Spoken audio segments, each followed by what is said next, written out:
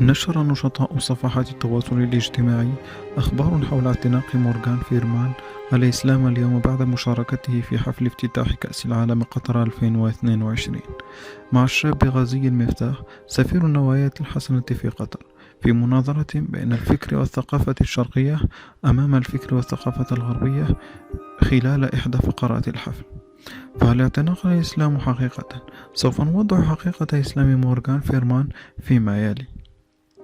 تداولت صفحات شهيرة على مواقع التواصل الاجتماعي مثل تويتر وفيسبوك خبر اعتناق الممثل العالمي مورغان فيرمان الإسلام في الدقيقة 93 من الوقت الإضافي في مباراة قطر والإكوادور، ولكن حتى الآن لم يصدر قرار رسمي على لسان الممثل العالمي على الرغم من نشر الخبر على صفحات قطرية وعربية شهيرة.